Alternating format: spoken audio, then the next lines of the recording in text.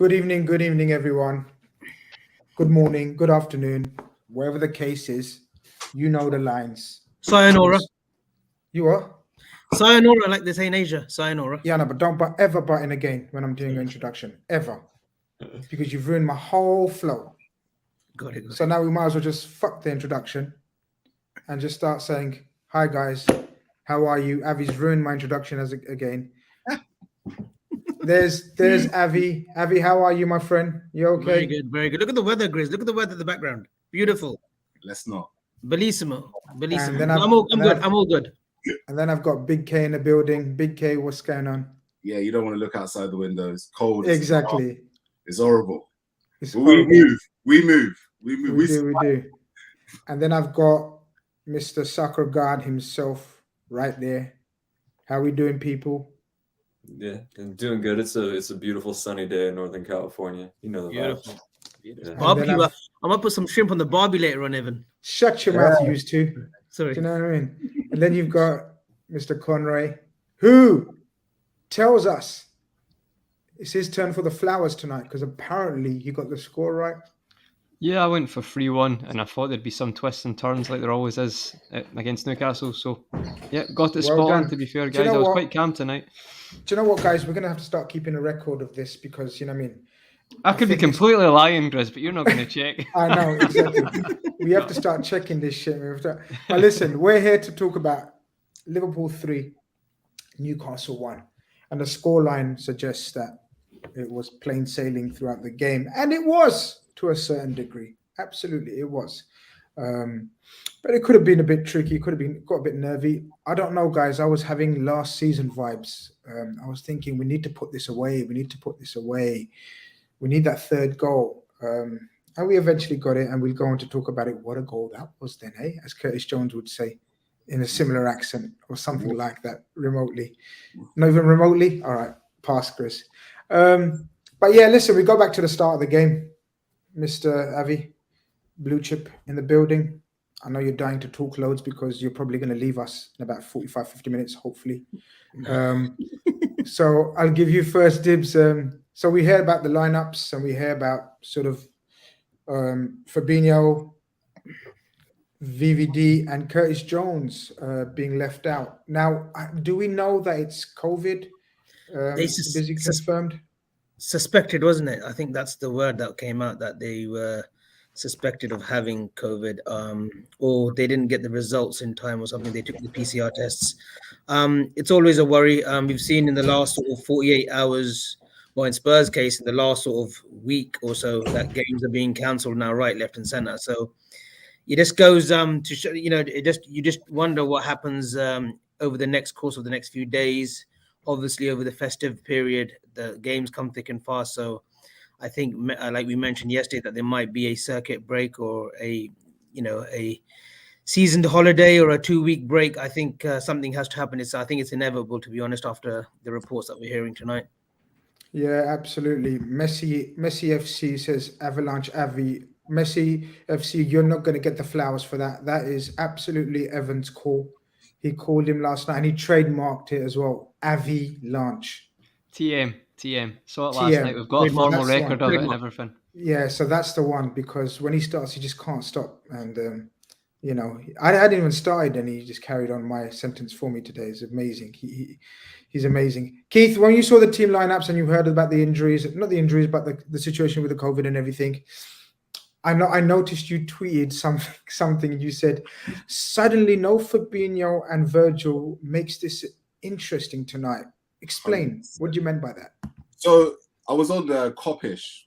I wasn't on the Coppish the show, but I was in the comment section. I was watching the YouTube video, and they were talking about how Newcastle might try and attack us. And the point that I was making is that our right side can be overloaded to a vast extent, and most teams will try and do that anyway. The fact that you just all of a sudden took away Virgil van Dijk, you basically move Henderson into another position because he's going to have to be moving to the 6, right? Because Fabinho's out. All of a sudden, that right side has been compromised a little bit. So John Joe Shelby getting that ball and playing a pinger to the right side and that being overloaded with your Joe Linton, with who else is it? There was another one. Jacob Murphy. No, it was Ryan Fraser was over there a bit as well. Oh yeah. Sorry, man. They tried to go down that particular side, so that's what I thought they would do tonight. So the fact that all of a sudden we lose 2 of the 3 spine in defense, all of a sudden it creates chaos. You know, it's natural to do so because of the fact that the player that went to replace Fabinho is never going to be a natural number 6, and the player that's replacing Virgil van Dijk is replacing one of the best centre backs in the world. So all of a sudden, it makes a lot of players more confident that actually there's a game on here. You know what I mean? If I'm Alex Saint-Maximin, I feel like there's a bit more of a game on, because all of a sudden we're going to get Konate, who's not played as much football, who's not been around the team as much. All of a sudden, their midfield that everybody was talking about has been compromised. So there's a bit more of an opportunity here than the one that's been the juggernauts. So that's why I thought them 3 missing. I thought them 2 in particular. I thought, ooh, okay. Could make it for an interest, and it did, didn't it? Evan, did you have similar feelings of sudden negativity like Keith has just had? 2 of our players missing, but we're still playing Newcastle, right? We're still playing Newcastle, who are near the bottom of the team. We're still playing Newcastle, who have got a horrendous away record, but we didn't. I mean, Keith's got a point to a certain degree where the start wasn't brilliant. The first 5-10 minutes, we were a bit. What's the word? I don't know. Take it away. What's the word to describe our start? Yeah, I mean, you take the best center back and the best 6 in the world out of the starting 11, and you're not going to be a better team, are you? So it's to be expected. But at the same time, in contrast to last season, we still had center backs playing at center back today. We still had midfielders playing in midfield today. So much to be grateful for on that front. I actually missed the first 10 minutes of the game because over here in the States, the NBC Peacock app was not working. So I'm going to give them my mind. Evan, don't worry, I'm onto it anyway. Don't worry about that. So. Okay, yeah, Abby's going to sort it out for me with his connections. Down I'm onto it. Give me your membership, actually. If you got your username, password, give it to me like after the show. I've got a bone to pick with Peacock. It's not the first time it's happened with them as well. Let me tell you. Okay, awesome. Thanks. So yeah, sponsorship deal gone with Peacock now. That's out the window. Abby's not having it. It's gone. I got my stream up and running on my phone. I watched the entire game on my phone right as we were kicking off, and I saw we had conceded. I was like, oh, great. But I went on Twitter, and I saw the goal. Yeah, Thiago probably should clear it somewhere else than straight to another player, but Jonjo Shelvey is still 45 yards out when he picks up the ball. There's still quite a bit to do. We're fully back in our shape by the time he hits the shot. Sometimes they go in. What are you going to do? He's 100 times in this game. There's probably 100 clips of him doing that in random games, and the one did it was that goal. I don't know. Keith, he's scored at Anfield previously. He has scored some seconds. He has scored before. Last 100 times. Keith, I thought you were going to say he has quite a collection of like random banger goals. He really does. He's got quite the catalog.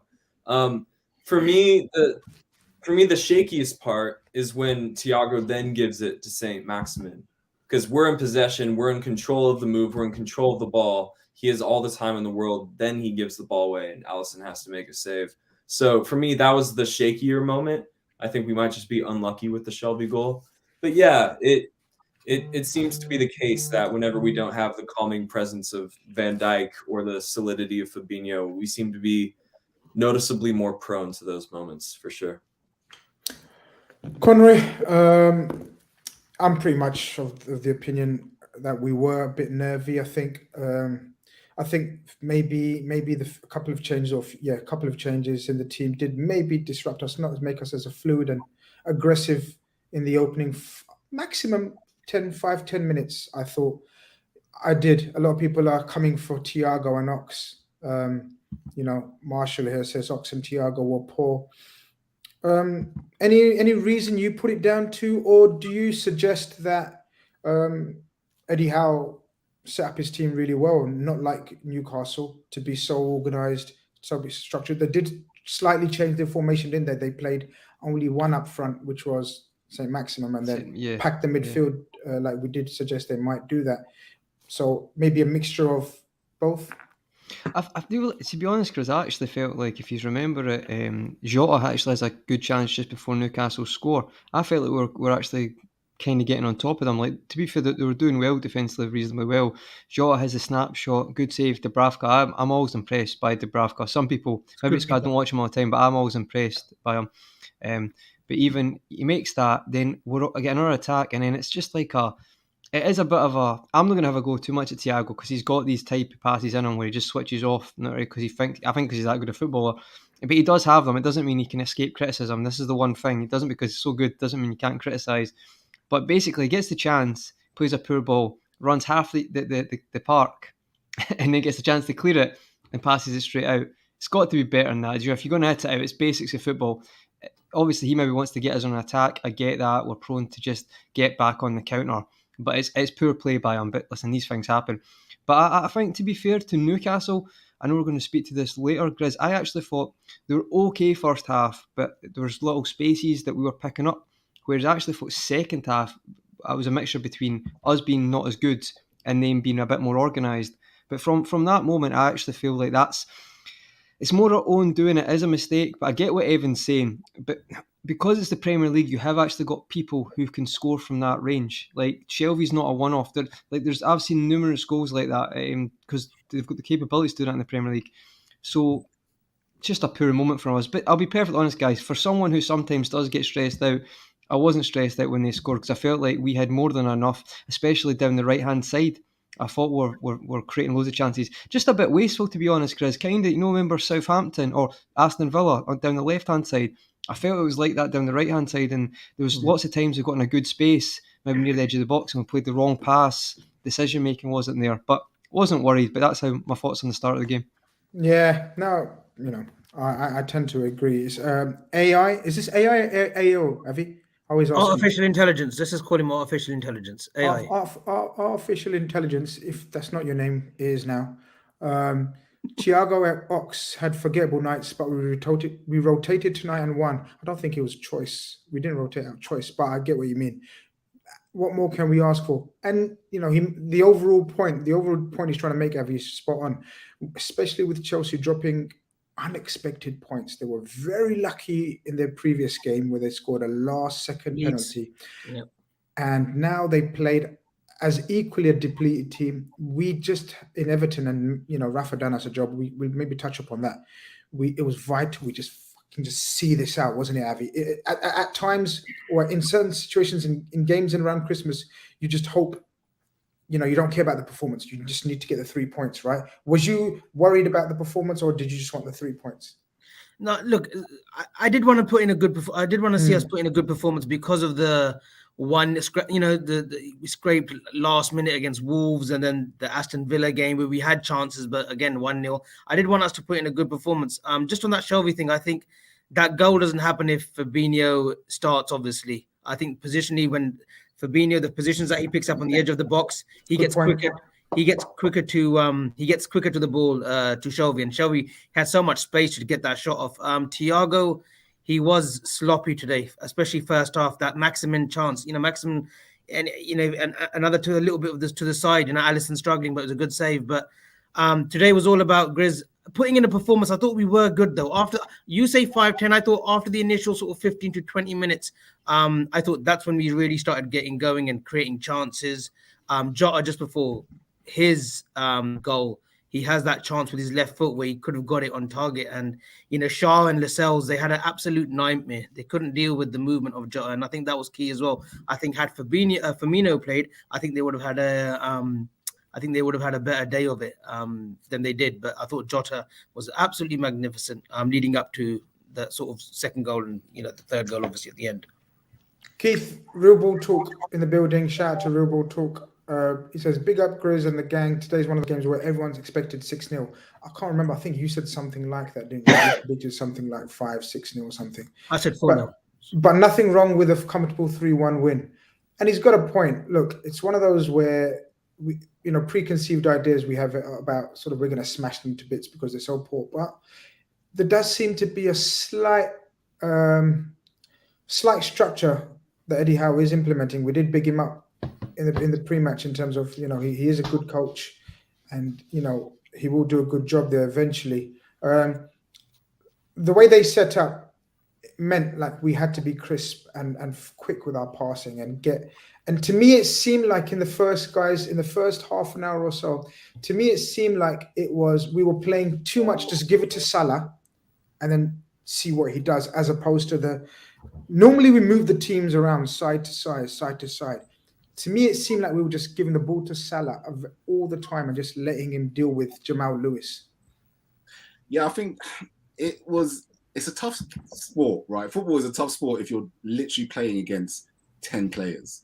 Right, it really is. Like, if you lately, I've been watching a lot of these type of games. Like, you could have put this game in Match of the Day, and they could have cut scenes where it made it feel like it was an actual competitive end-to-end game. Like, they had chances. The reality is, the past 5-6 weeks, we have just been absolutely like overwhelming teams. Like, remember last week we talked about Ayat Nouri, right? And he had to go off because he literally ran himself to the ground.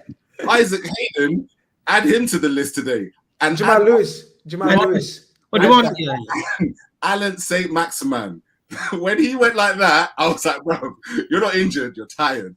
Yeah. Because Liverpool in possession, when they had the ball, Matip, Konate, I thought moved possession out centre backs superbly well. I thought, Trent, I thought Andy Robertson again in cloud 9 in terms of form. Like, that first half, I just felt like a lot of players kind of came into their own. It was when Newcastle had the ball, yes, they may have created a few funny moments, but situations, yeah.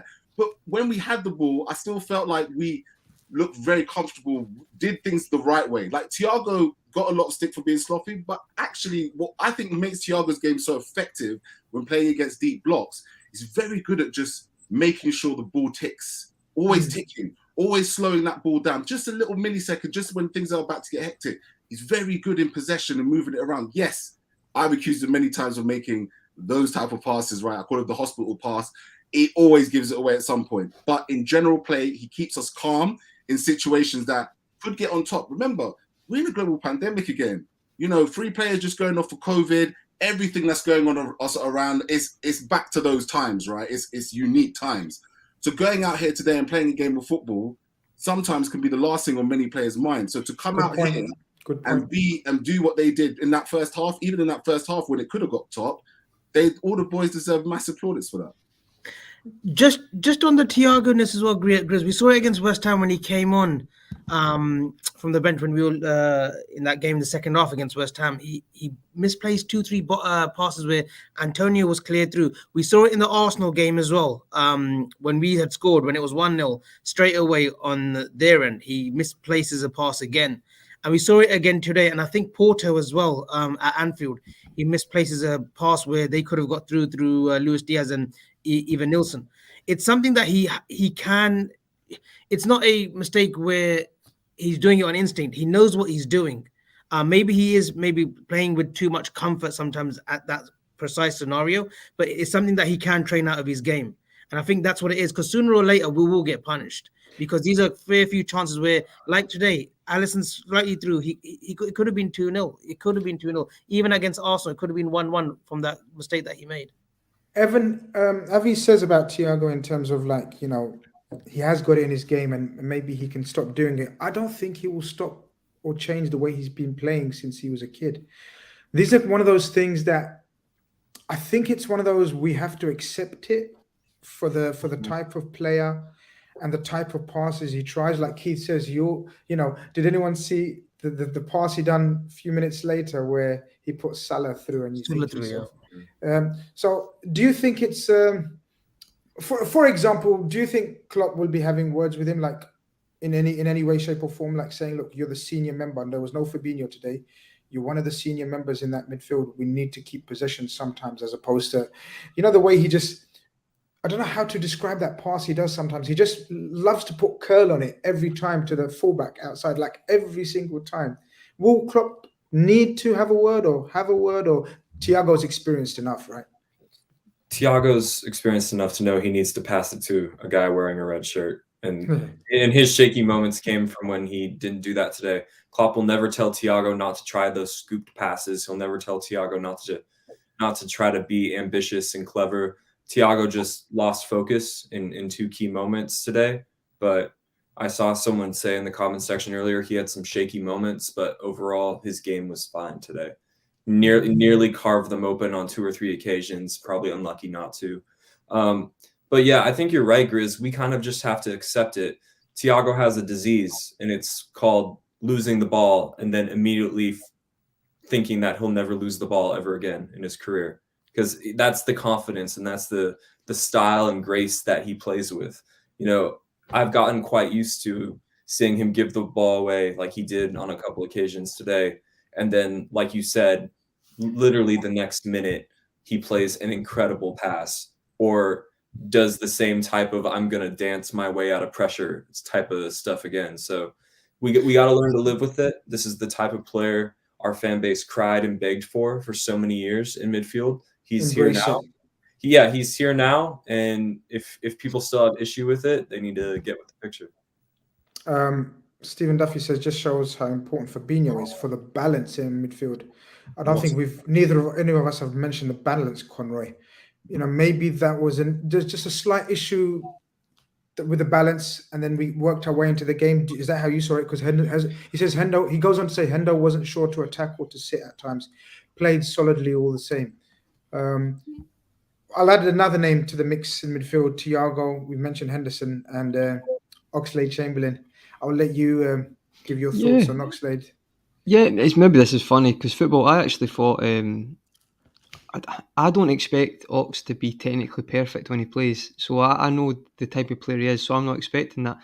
I actually thought Ox had a decent game, to be honest. He plays a brilliant pass. If Thiago had played that pass that Ox had played, I'd see it 500 times on Twitter. But because that doesn't suit it. That pass was brilliant. Sal's got to score, misses a sitter. 3-1, Comfort City if that goes in. But listen, like Sal's had a great season. He's always going to miss a few. He's human. That will happen. But that's a great pass.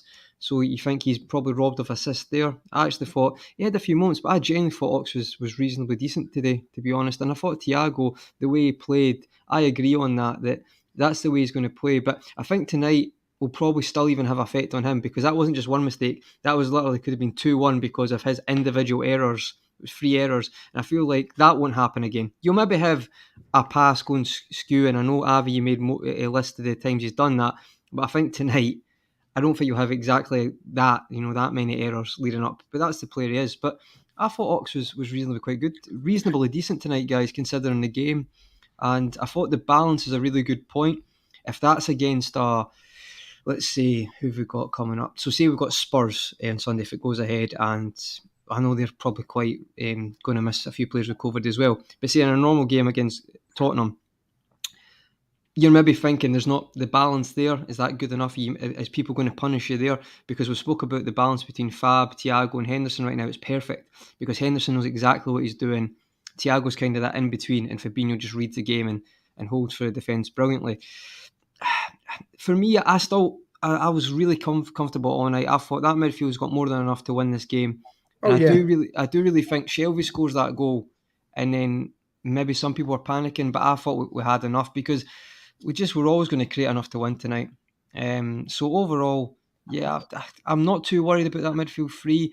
I'll be more interested to dissect it for the Tottenham game that I'm sure we'll do the preview for, Grizz.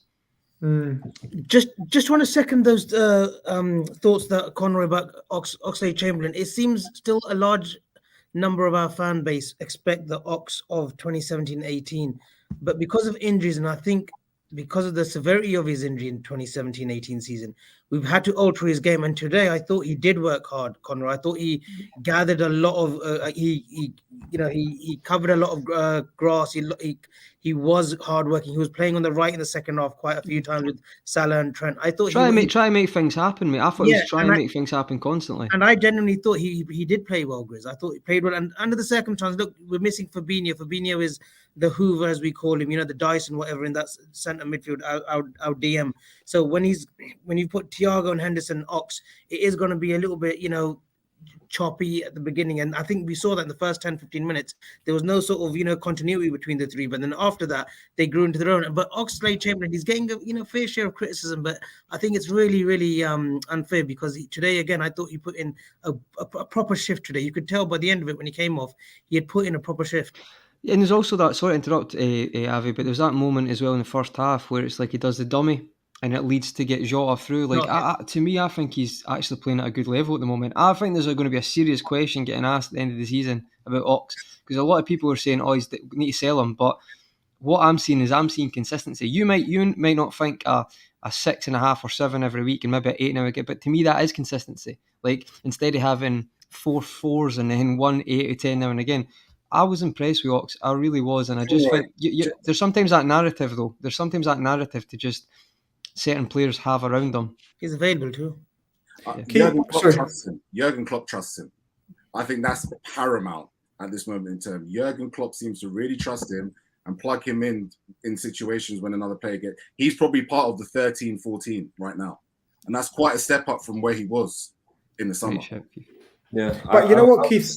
Sorry, go on, Evan. I was just going to say, I was wrong about Ox. I've said it on the show before. I thought he was physically finished over the summer. I didn't think he could be of a physical level to be with our squad anymore, and he's completely proven me wrong. But you know what I find, guys, and Keith, I want to come to you first with this. When we have an attack, when Bobby's not there and Henderson's not there as well, and then you replace them 2 players with Jota and Ox, I find our attacking play frenetic as opposed to controlled. That's the way I find it. Obviously, we settle it down, but because of the technical skills of Bobby and maybe the game intelligence that Hendo's developed in that side of the pitch and the link up with Salah and Mo, I think we're possibly equally as good at creating chances, but the different types of chances where we're creating it through pressing the opposition, fast-paced, frenetic play, quick speed, more speed of action than thought sometimes. That's the way I look at it when Ox and Jota are playing as opposed to Bobby. Was there a phase in that game, in that first half especially, where you thought this game's crying out for a Bobby maybe?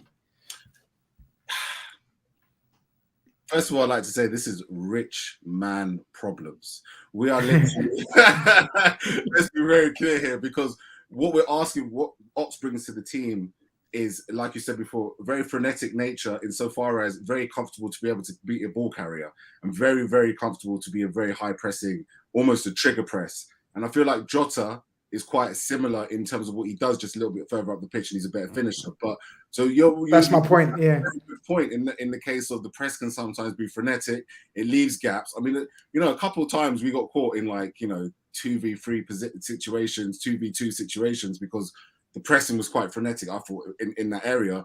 And Bobby Firmino does give a particular calmness in terms of from a possession perspective, because he's not only looking to keep the ball, he's also looking to lay off, play passes, look for the next phase of play. Whereas a lot of the time, Oxlade-Chamberlain, he is the next phase of play, basically. Do you know what I mean? They are the next phase of play. So Firmino gives something different, but he's only just come back into training. So at the end of the day, to play Oxlade-Chamberlain ahead of Firmino in this particular game was, again, a no-brainer.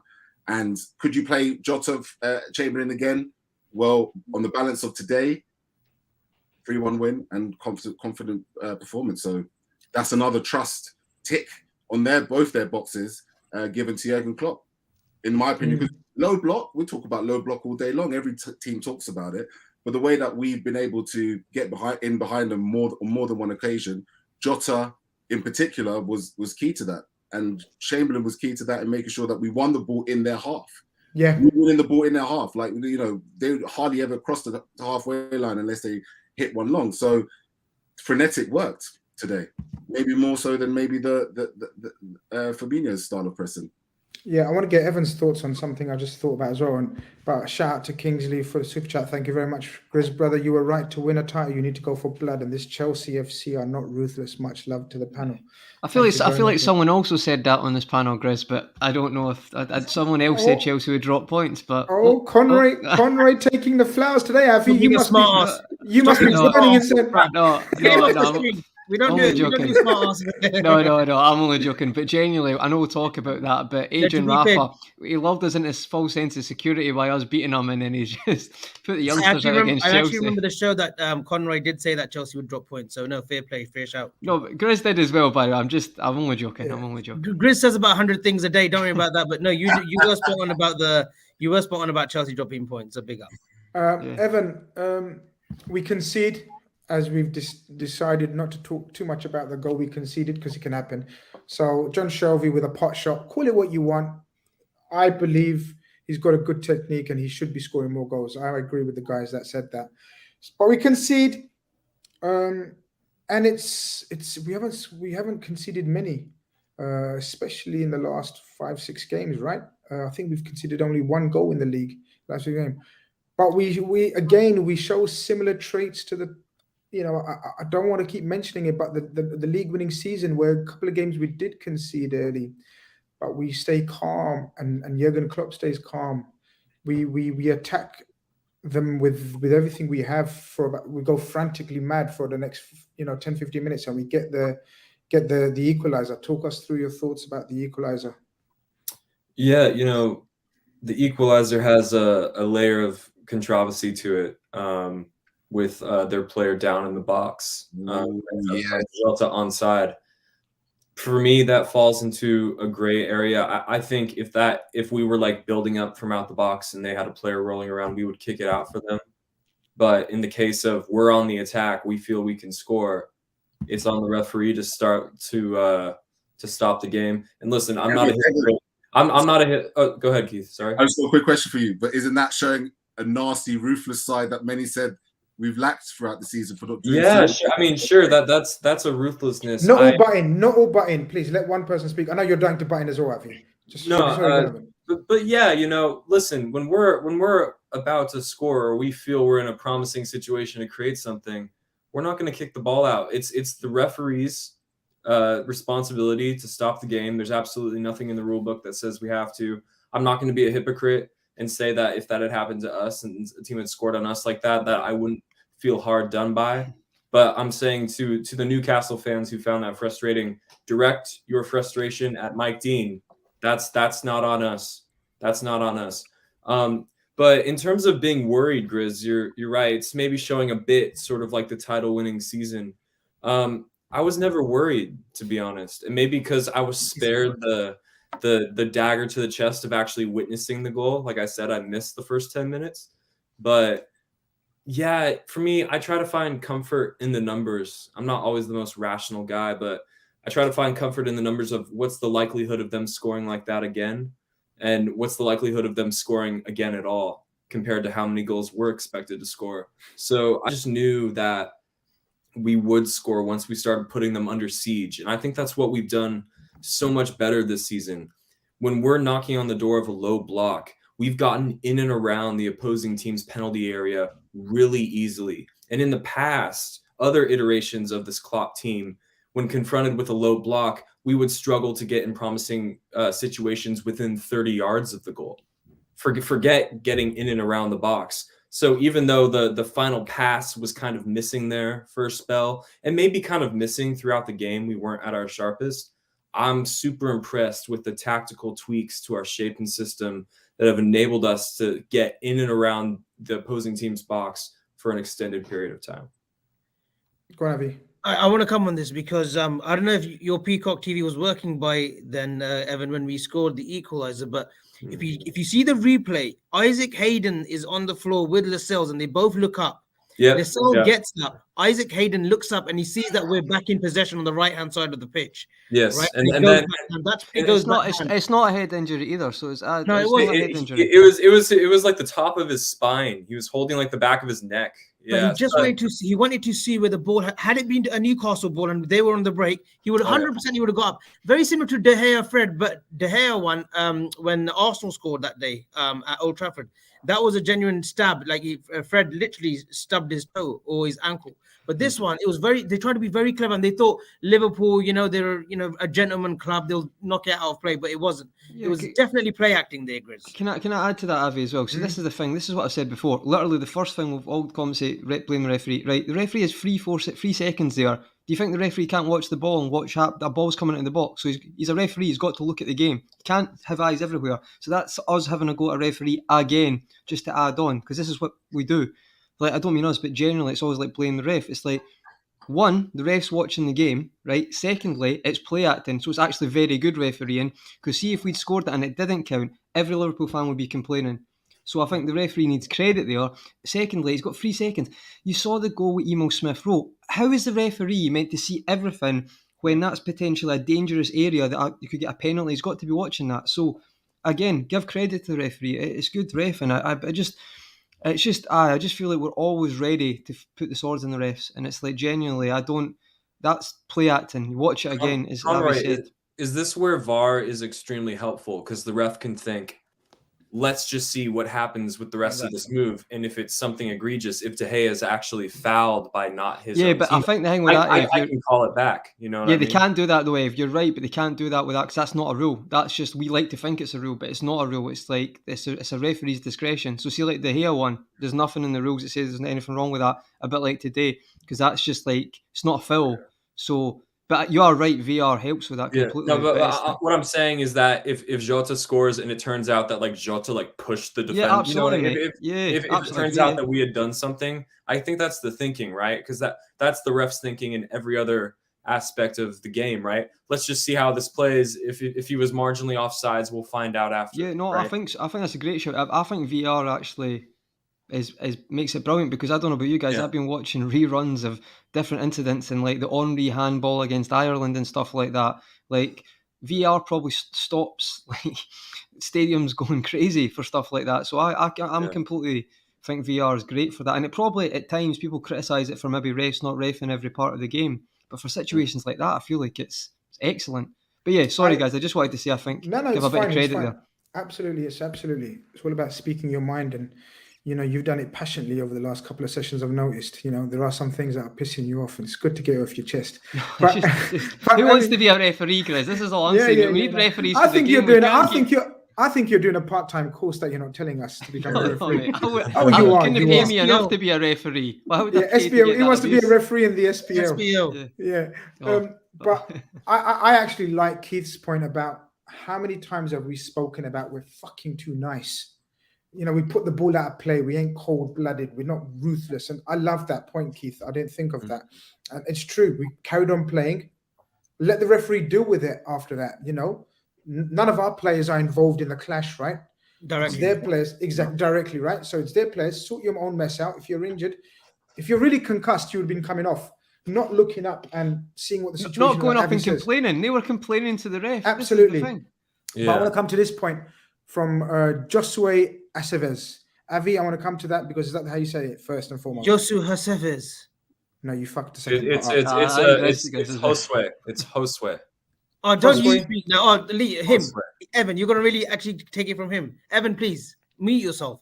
It's Jose Aceves. That's her. I think Evan's right. I think Evan might have said it right. But anyway, the point still stands. Avi, he says Jota has helped Liverpool become more threatening in and around the box. And I know we've discussed the movement and just the instincts of Jota. They're different from the movement and instincts of Bobby, but just as crucial depending on the game and opposition, right? And maybe, I think, who was it, Keith or Conroy said, maybe it suited this game. I didn't get the last bit. It's what? Maybe it suited this game and the opposition. It did suit, and we said, Grizz, that it suited it because Shaw and Lascelles are not the most athletic defenders, right? And they're not the quickest. And Jota, the leap that he has, if you look at that, he should have scored with the original header, because we've seen him with Portugal as well. The goals that he scored at international level, the leap that he gets on, it's amazing. And he finds himself, and if you saw the first half, he was in between Lascelles and Shaw. Like, he was a constant threat. And like I said, Grizz, you just don't know with his movement around that 6-yard box. You don't know which way he's going to go. And the beauty of Jota is he can score with his left and his right. So he can score from both angles. And then on top of that, he what is he, 5'8", 5'9", the header that he has on him? He's a brilliant player, and he comes alive in that, in that yard box. I mean, we've said before, you've said Fernando Torres, Michael Owen, Robbie Fowler. You know, for me, more and more, the more I see of Jota, the more and more he's reminding me of Robbie Fowler. He's like Tim Cahill with footballing ability. You know what I mean? He's a small guy that can head the ball. Head the ball, yeah. Yeah, absolutely. Well, I don't Riedler, see- Grizz will remember, these three probably weren't born, but when we had Karl-Heinz Riedler, the German, Born, what a you know. great header of the ball he was. He was a fantastic header of the ball. Ramez Khalil, and I know I'm going to go to Keith with this because he has strong opinions on this situation sometimes. Ramez, thank you for the super chat. Says, big up, Grizz and the lads. Sorry for nitpicking. You're not sorry, Ramez. You always come with a little bit of a question mark about the situation, but it's fine, brother. That's what we're here for. Sorry for nitpicking, but the midfield with Hendo at the 6 is quite unstable. His positioning is poor. Mo and Trent have been class. Keith, thoughts? You know what, right? He was about to be on mute, but he pressed it. I thought we were going to catch him. I thought we were going to catch him. Oh, he remembered. I was that close. Ramez, I completely agree with you on this one. I've said it before and I say it again. Liverpool do not have a number 6 to replace Fabinho with. Jordan Henderson is not number 6. In fact, he's so much more not a number 6 now that even during certain phases of play today, he was making those right-hand midfield triangles with Trent and Salah and kind of hovering more over into that side of the field. And when balls come over the top, a lot of the times he's the one that's chasing back. And you even notice when the team breaks on us, when Henderson's playing the 6, you always find him trailing just behind, trying to chase him up and trying to catch him up. It's just not his position. That's not a knock on him. He told Jurgen Klopp himself. That's why he's playing where he's playing today. Because Hendo knocked on the door and said, I'm not number 8. So, it's no knock to him, but it's the one position that I feel we're light on more than anywhere else at the club. It's an actual... Yeah, you've said this before. You've said this before. In terms of... I know, Conroy, I know you're dying to jump in, and I'm coming to you right next, Conroy. I know exactly. I know you guys by now. Go on. Yeah, and just to the second point about Mo and Trent have been class. There's a tweet out there, and I've said PFA Player of the Year, Trent Alexander-Arnold. Remember it. Above Salah. Ooh, okay.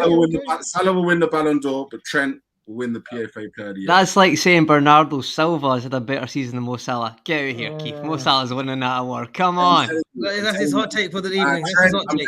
Listen, the numbers that Trent provides as a creative outfit for Liverpool is on the levels of Kevin De Bruyne. He's better than him this season. He's on that level. So if we're talking from what do you like more? Do you like your goals, which is almost Salah all day long? But in terms of genuine creativity and probably the key to everything that flows through Liverpool is Trent Alexander-Arnold. When he is not playing, we have to play a whole different type of football. Hey, Keith, speaking of rich man's problems, this is quite the conundrum we find ourselves in here. Which one of our star players should win? It's going to win Player of the Year. But before we move off this Hendo and 6 debate, I want to let Conroy have his passionate, I think, possible defense. But take it away, Conroy. No, actually, all I was going to say is we mentioned, was it last week? And Keith, again, mate, I'm going back to what you said. You said, Tyler Morton's best chance of getting first-team football is to be the backup. Now, it's a home game against Newcastle, and I just feel like I'm going to put that question out to all the guys again. Does that look more that if we say a game tonight where Fabinho's out, you keep Hendo there, Thiago or Ox, who you want in the other 8, and then just put Morton in the 6? I feel like if he keeps getting the game time, that could be his option as the backup. And I just wanted to get your thoughts on that again because it came up there. Yeah, you know what? I agree with you 100%, my friend. I'm not even going to battle that. You know what? It's true. A game like today would have been very interesting to see Tyler Morton, and if bringing somebody in to replace Fabinho may block his path, because it's true, like what Klopp said, a lot of the times he's not signing players at the moment because he doesn't want to block paths from certain positions, like KD Gordon, Harvey Elliott, and maybe Tyler Morton. So it's an interesting point. It would have been nice to see him tonight, to see what he could have provided in an actual 6 position. I guess the only probably thing that probably goes against him at the moment is age, and we're in the middle of a title race at the moment. Yeah. I don't think Henderson is nearly as bad as some of the comments or some of you guys maybe think in the 6.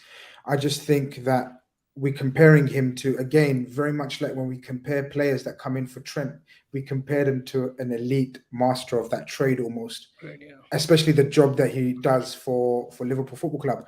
Fabinho, again, does an elite job for Liverpool Football Club. Henderson has absolutely other attributes that he brings to the table. Maybe not quite to the level of Fabinho, like I think Avi said, his positional sense for that first goal, for example, may have been better. We don't know, may have been better, but that's because Fabinho fucking playing that role for 2-3 seasons now, whereas Henderson's been shifted to the left, to the right, to the 6, even to the back, sometimes centre back. So I don't think it's as drastic, or not drastic. I know some people have not said it's drastic, but sort of, I don't think it's problematic for a game against Newcastle at home. It shouldn't be. Yes, maybe certain games that you'd think that Fabinho would be a big miss, but anyway, moving on from there, because we had to address that with the super chat. Jota scores I love that goal. Going to Avi, I love that goal he scores. It's one of those where the header, brilliant reaction save. It's just a Jota. He's just hungry, isn't he? And he's missed a couple of those. Do you remember we've talked about missing a couple of those sitters? But yeah. as you said, he just didn't stop today in terms of his movement. Great, and I thought a lot of credit and for both goals as well. And we'll come on to the second goal, but Mane as well deserves credit because he got the cross in. It was a dink cross, and yes, 2 players were down, but he got the cross in. Jota headers it, but he's still alert. He's still alert, knowing that he could save it, and maybe because he thinks, Dubravka's a good keeper, but maybe he doesn't think the header was as clinical as it should have been. He's alert for that shot, and he scores with. It was a left foot. He scores with the left foot. And, he was in and around that box. But a lot of credit does go to Mane as well, because Mane takes the ball from that right-hand side and he gets that cross in. And again, for the second, which we'll come to, Mane plays a big part. And a lot of people were on Mane's back today. But I thought first half, he was looking very well. And his work rate, again, was solid. But he was involved in 2 goals. He was unlucky with not getting the assists. But he should have got 2 assists, to be honest, today. Artificial intelligence says Henderson has great passing range to be in a 6. He knocked an amazing ball to Salah tonight. If we found balance, he could work as a 6 backup very well. And I tend to agree. Connery, that pass was sumptuous. You must have enjoyed that pass. I'm sure you guys know which one I'm talking about, right? To Salah, where Salah,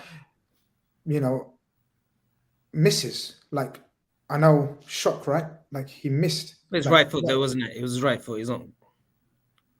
Well, he's not great with his right foot. He's more left foot predominantly, isn't it? It was a great pass, but that's some great insight. He's more left foot, really. No, it's not about inside, but it's still a hard chance for him if he's coming from the right hand side, Grizz, shooting across his Conrad, right. How many right footed goals have we seen? Many, maybe City. I know, but we've got him on the standard now, so it's like you can't go back to the standard of like missing a few chances like in previous years. Like if we're judging him at his peak he's been this season, that his finishing's been the best. And I get what you're saying, I do, Avi, but I think that's a great chance because he's so close and he's just scuffed it wide, isn't he? But as I say, we can't have a go at Mo Salah. He's been unbelievable. Even the goal he actually does score, and we'll get onto that, but it's instinctive again, so he's showing different types of finishes. But yeah, it was the pass, superb. And also, who is it? See for the goal, Grizz, to who passes to Mane again? Is it Matip or is it Hendo who smacks it back into Mane and he crosses it for Jota's goal? Guys, look at the expression on all of their faces shows me what shit analysts you all are. Keith starts looking at his phone. It's either Matip or Jota. Evan starts looking in the sky. I don't look for the pre-assist. I look for the assist. So Mane, and Avi's going to have a clever answer. It was Matip. It was Joel. No, just to give credit. Wait, he asked you the question. Wait, one by one. Avi, shut up. He asked him the question, though. He didn't ask us. Let me mute Avi. I'll mute you if you're not careful. Trent played the ball. Let me just mute Avi. Is it Trent? Yeah. Trent that played the ball because all the madness happened and Trent plays a one-time pass into Mane. Mane turns the player, thinks it over, and there's. Conrad, you did ask me. But when you're the host, you look for help from your friends. And I looked at help. Evan started looking in the air. Keith went for his phone, and Avi was just looking at the comments like he does, just hoping that he's going to nick one of the comments answers. But it's true. It was Trent. Trent's magnificent. Yeah. Obviously, shout out to Stephen Richardson. Proud to be a Blue tonight. Took a point off the European champions with a weakened team. Pickford, man of the match. Credit to Rafa. Go on, Rafa. We were waiting for you to do something, and you finally done something for us. Evan, moving on to you then for the second goal, because by then we've got a real noose around their neck, right? We're not letting them out. the few instances where they were, I think, as you referenced, it was just down to one pass from Thiago.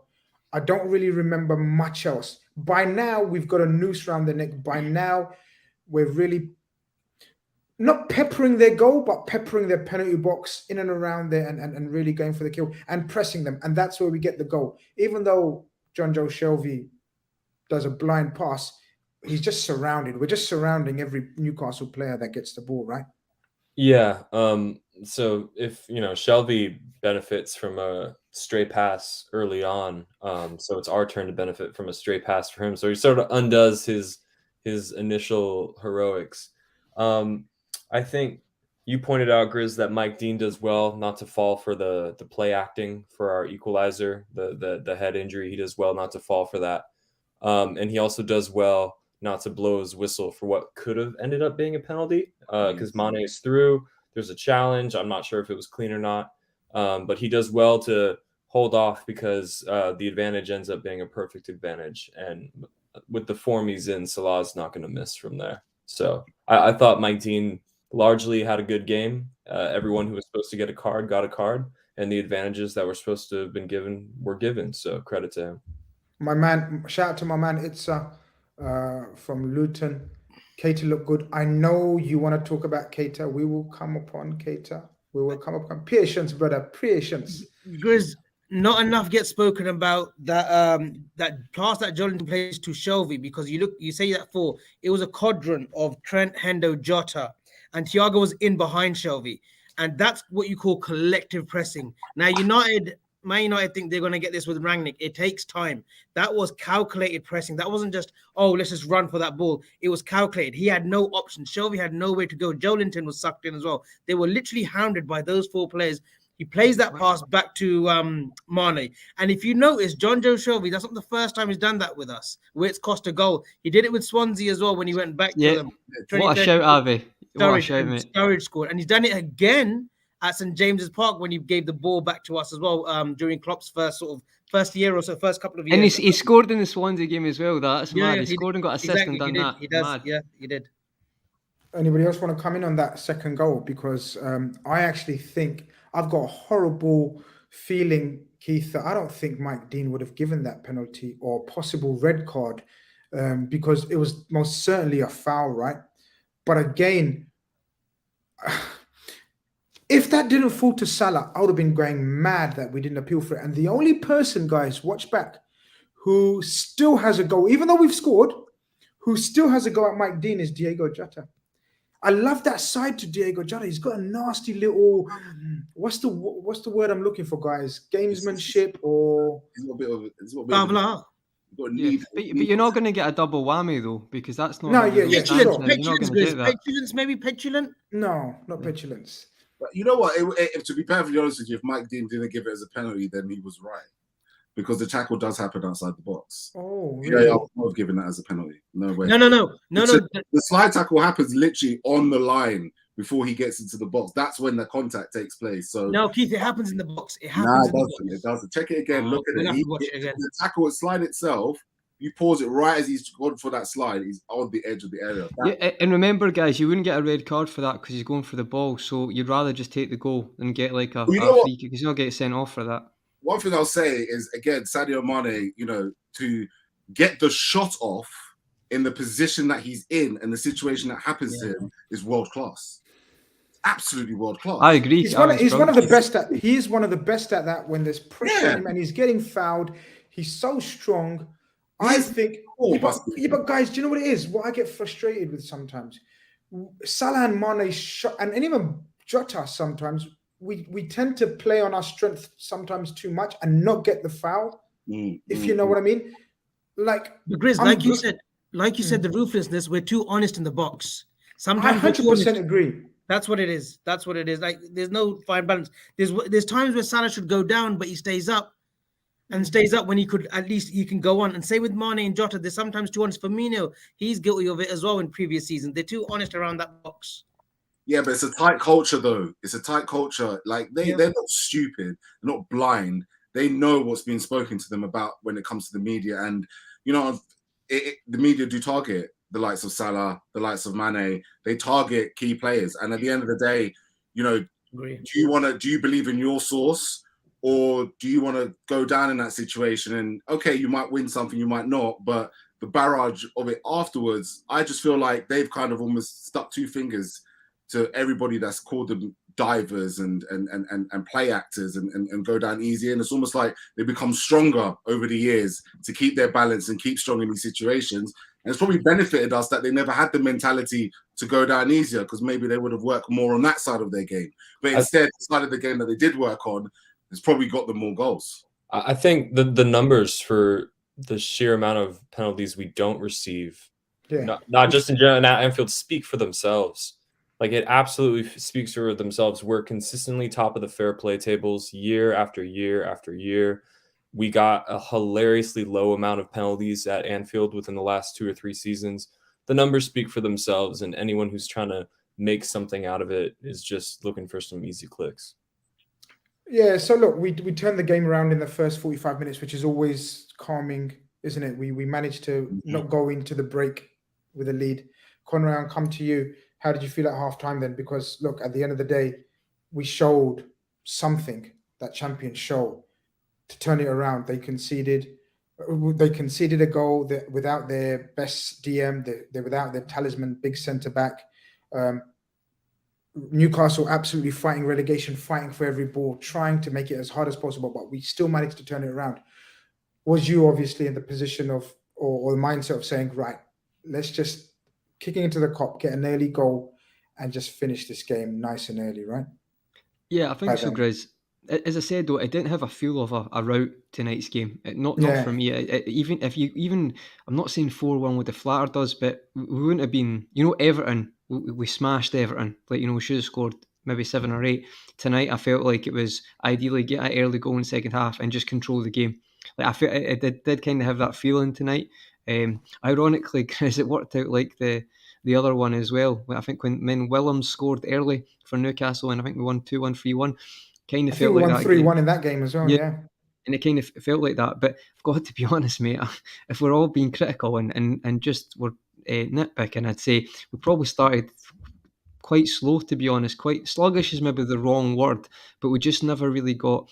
The first half, I thought in the final third, the decision-making wasn't great, but we were getting into those positions. Second half, it felt like we just couldn't even get it going. Even at times, you've got Ox trying to do it himself because he just didn't think that the movement was flowing. But there's going to be times like that in the season, and it's just about controlling the game. But that was my aim, mate. I'm hoping we'll get an early third goal and just control the game, but it didn't work out like that.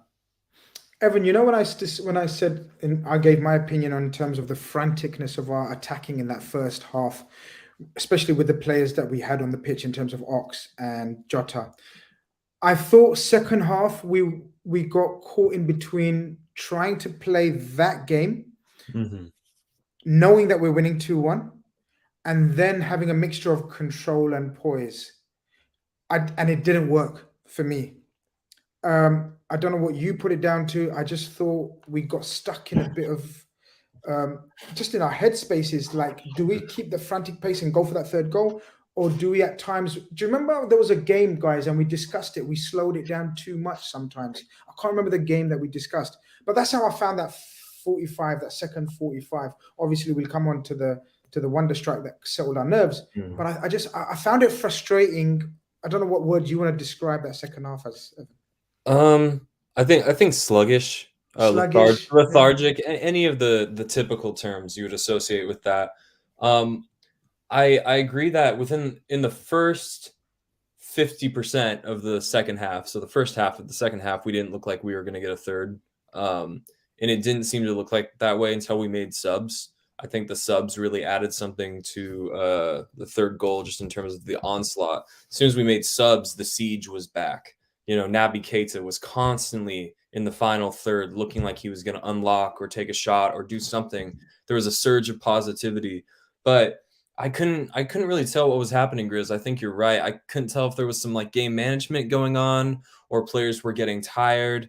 I think the press seemed to peter off a little bit. We weren't pressing nearly as much. We didn't catch them in possession. I think Salah coming off speaks to that a little bit. I thought the energy levels seemed to be dropping from certain players. So yeah, sluggish, lethargic, uninspiring. But I think, credit to Jurgen again. I need to praise his substitutes again, because his subs seem to give us that extra, that booster shot to give us the last goal that we needed.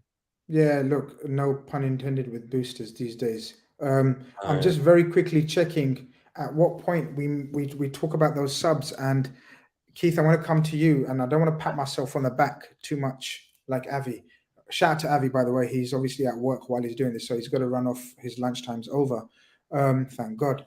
But Keith, I just want to come to you and talk about this. Like as Evan says, I think we got caught in between, sort of going for that third and then trying to control the game and tire the shit out of them, right?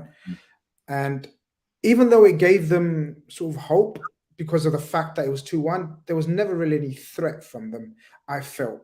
Did you feel any threat or anything, or was any type of nervousness? Because it was 2-1 at the time, still only. I think the only thing that happened in the second half in Newcastle's favour was when John Joe Shelby won the free kick, and to be fair, took a pretty decent free kick. Yeah, it was a good effort, yeah.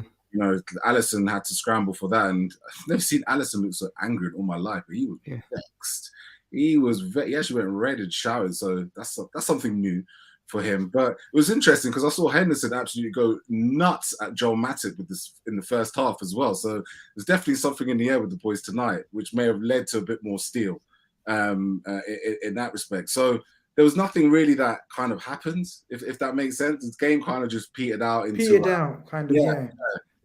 Newcastle were not going to sacrifice their shape in sitting as deep as they were and look for the counters. Obviously, then St. Maximin goes off with the calf injury. Wilson comes on. In a game like that, Wilson's never going to impact it coming on off from the cold. Don't expect that. And I felt we kind of really just dictated it to what we wanted it to happen. What I really liked though was when Naby Keita came on. Again, we're sport for riches at the moment because he brings something. We'll hold it right there because like the two players that I mentioned, the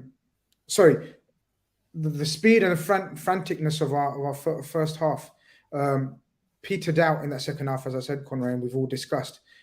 So Klopp sees that around the 74th minute, and he replaces Oxlade-Chamberlain, which was kind of expected, right? To either bring on Milner or Keita. He brings on Keita. And then he brings on Bobby, which we expected to give him a 15-20 minute run out. He brings off Mo Salah. The reaction was obviously very evident from Mo. He's an absolute champion. No champion likes to come off with 20 minutes to go against a relegation threatened team where he's got a chance of improving his goal tally. Right substitutions, and did it give us more control and poise? Yeah, absolutely. Straight away, I'm thinking with Salah, Klopp's got to manage the games coming up, and he probably thinks, I don't know if Spurs will go ahead, guys. We don't know. But if it does, he's thinking, I've got enough in the tank here, enough on that pitch to get through this game, score another. Mo Salah doesn't have to be on the park. I do think Mo Salah's been unbelievable this season, easily the best player in the world, but there was enough on that park to finish that game, and that's exactly what happened. So I thought that's why Klopp's one of the best managers in the world. And also this narrative that players control. The manager controls what happens on that park. So that's why he's the manager. And that's why he's correct. And again, he was proved correct today. And obviously Mo's not going to be happy. But to be fair, Grizz, he did get a goal tonight. Got a goal, comes off, win 3-1. So I think everyone's happy. Probably in that split second's a bit annoyed, but I think you're just a bit emotional, aren't you, then? And to be fair, there's so much respect for Klopp that even when he's a bit annoyed, you can tell that he won't dare, cause a fuss or anything like that. You can just tell they've all got so much respect for each other. So, completely understood that, but it was the right decision. And then, obviously, Ox, they actually brought a great fact in the commentary. I don't listen to commentary all the time because it just annoys me, but you know what? It was a good fact. It was that I think Ox has never completed 90 minutes for a long, long time. And I think that might have been his latest substitution, or it was very close to his latest one. So fair play, but they knew he was coming off. So, and yeah, as they say, I know we're going to speak about Keita, but yeah, it's kind of working out quite well now, the way we've managed it. Touch wood, with Ox coming into form and then Naby coming off the bench, and he had a good start to the season. So if he can come and impact more in these games, superb. But just top management overall, Grizz. That's why he is the best in the world. Yeah, Evan, look, Itza, who's Salah's agent, says Salah can play 7 days a week and twice on a Sunday. We know he can. We absolutely know that, right, Evan? He's the fittest player, bar none, in world football in terms of conditioning, the way he lives his life. Absolutely the ultimate sportsman example and everything, right? But at the end of the day, we need to still sort of look past that and as Conroy says, we've been playing him in every game, Champions League, home and away, dead rubbers and everything. And there comes a point where if we're playing in a couple of days again, like we are scheduled to, hopefully fingers crossed nothing happens, scheduled to play again, we've got to look after him where we can, right? Did you agree with the 2 substitutions, or did you think slight risk? It wasn't the sub I had expected, but I can't argue with it because, like you said, we're scheduled to play again soon. And I thought energy levels on that right-handed side of the pitch had dropped somewhat, with Ox and Salah. It is something I had noticed. So as they were happening, I sort of was able to rationalize it in my head and understand where Klopp was coming from, and can't say it didn't work because, Keita comes on and, he's fantastic for the final period of the game. But yeah, you're right about Salah and everyone who says, in the comments that he can play 7 days a week if we needed him to. He absolutely could. I mean, this guy doesn't even eat bread. Like he could, because it's too many carbs in bread for Mohamed Salah. So, I mean, it's astonishing. Yeah, astonishing. Says more than a stat ever could. But listen, we have to protect our prized assets. Squad for a reason as well, guys. Got a squad for a reason. You need to use it when you can. And if we want Salah to come back from AFCON unscathed, knock on wood, and he will, we need to send him to AFCON in good shape. Because in the past, we've sent Naby Keita off to international duties in not so great of shape, and he comes back injured as a result because his fitness wasn't being managed. And this isn't just, of course, the AFCON teams. We've seen it happen with Joe Gomez. We've seen it happen with Adam Lallana. That's a great point. Players who aren't fully fit for us go off and play like 3 90-minute games for their country in the week. Be vulnerable to injury, yeah. Yeah, and then they get an injury, and then we come back and we're like, well, if you had stuck with the fitness plan that we had them on, then maybe they wouldn't be hurt. So I think managing Salah's fitness going into AFCON is just as important as how he comes back from AFCON as well. Fantastic point. Mustafa Mohammed says, great to see Keith acknowledging the tribal chief, the head of the table, the universal champion, Roman Reigns. Do you think he'll best Brock Lesnar at day one? I haven't got a clue about any of this. I don't know what he said. I know, but I used to take it away. And obviously, it's directed at Keith. So can you deal with this, please, so we can get back to the football? He's on mute. He's done it. Yes!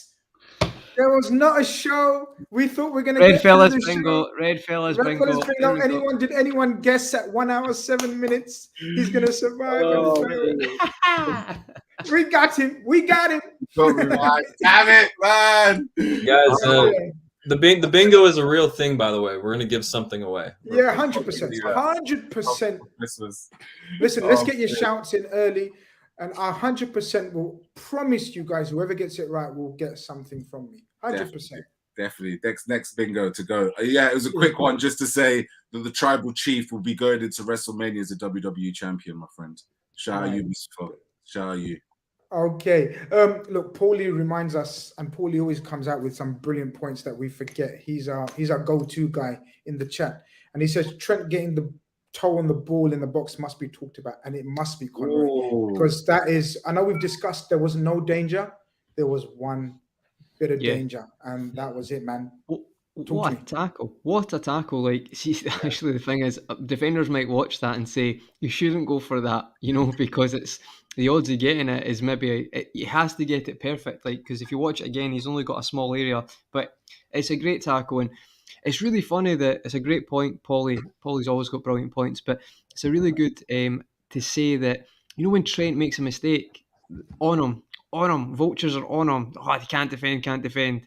Tonight, what a challenge. And it was a really important challenge as well. And I know they're going on about VAR, but you could, it was straight away, it was a really good challenge. You could see he got the ball, and Superb. And see, that's the thing, guys, because I think, like, I'm not going to go on about a Trent Loving because I think he's unbelievable, but we keep trying to knock him down. Like, well, not we do, but other like the media does. The thing with Trent is, if he can evolve that side of his game, by the time he's 25, he's genuinely going to be one of the best right backs ever, because his attacking side is like next level already. So he can even get that to a good standard. I think he's okay now, but if he can get it to a good standard, especially, and I know the way we play, it doesn't make it easy because it's risk and reward, but if you can improve that side of him, we might genuinely have the best right back ever in our team. He's 22, guys. 22. Wow. You're spot on. We forgot about that because we're so eager to get onto the part that we all want to speak about, and the way the bingo's gone, it's Evan gets the shot at this. I'm sorry, guys. And so Evan, we've just discussed a brilliant last-ditch tackle from a guy who is apparently defensively a liability.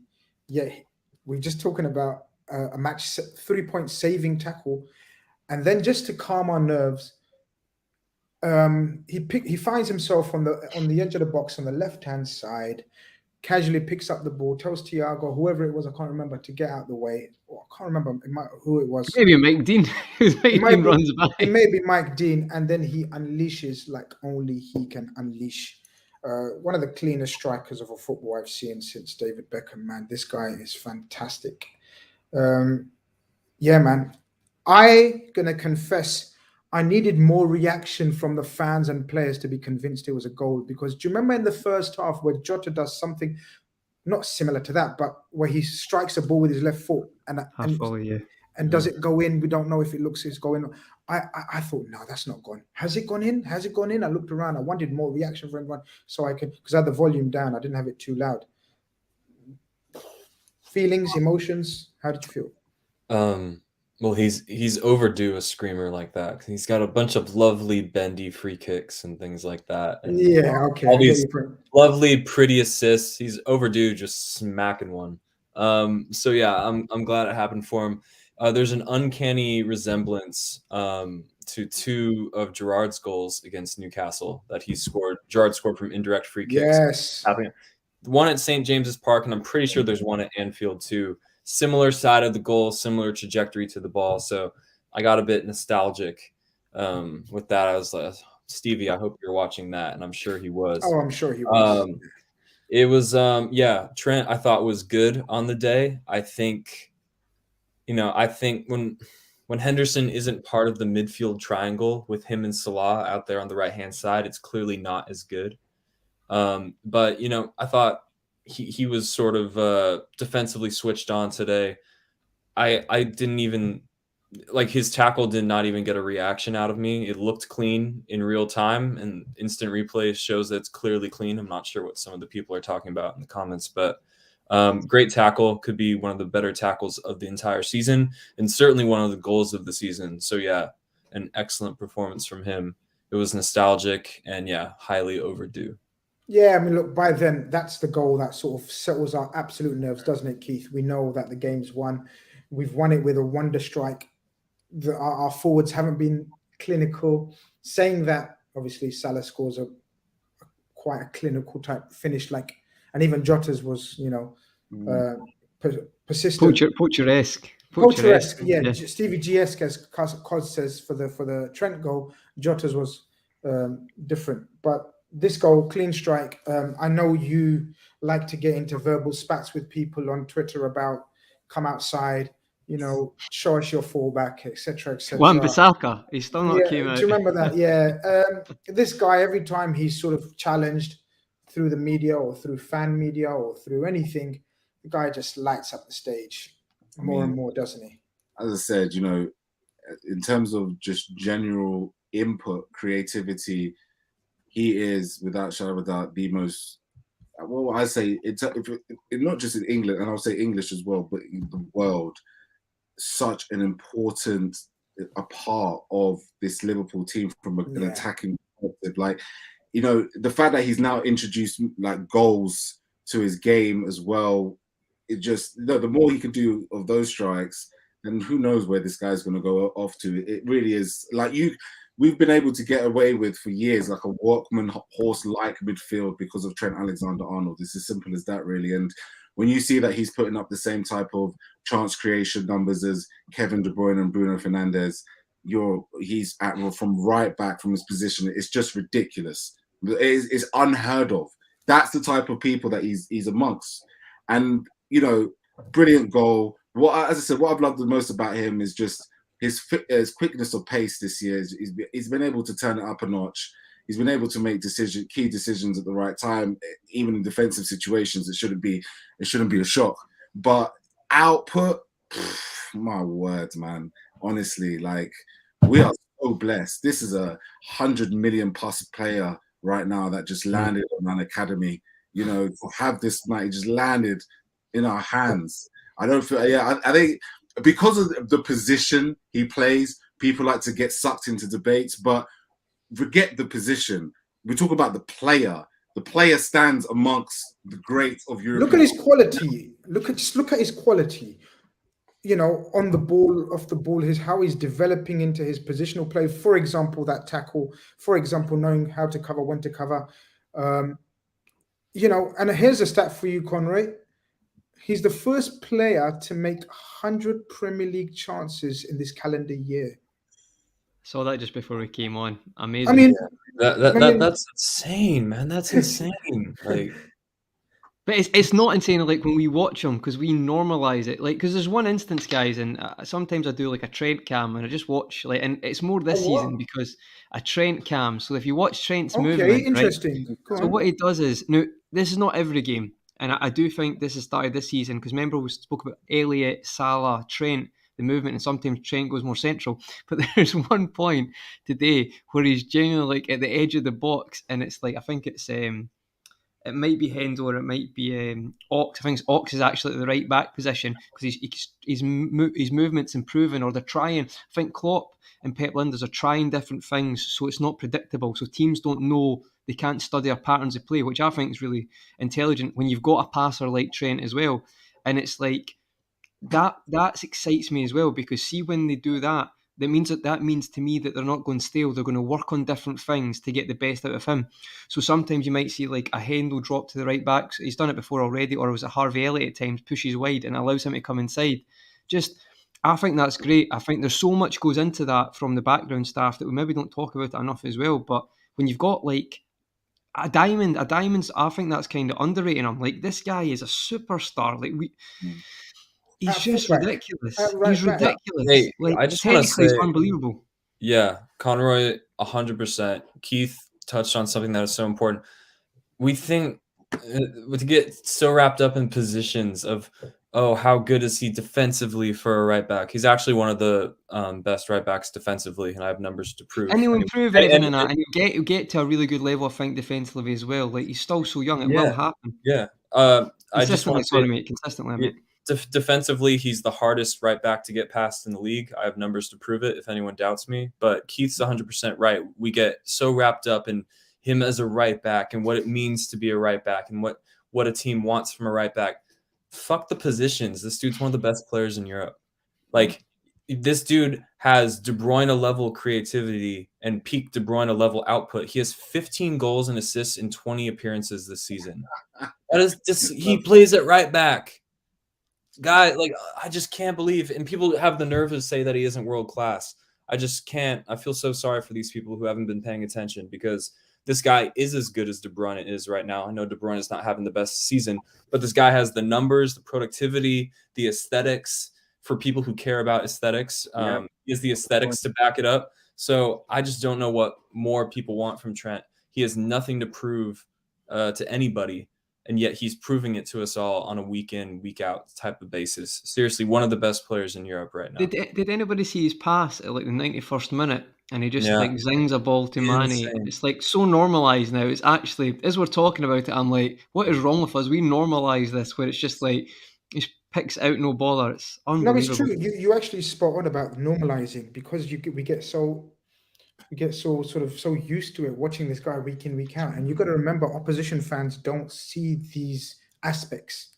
So what opposition fans see is highlights on Match of the Day where he may get beaten by a very good speedy winger, once in a game, and then that will be shown again and again, or he make a mistake, because we always forget, as you said, his age. Like, he's still nowhere near his peak. Absolutely not. That's scary. That's actually scary. No, but think about that. He's absolutely no.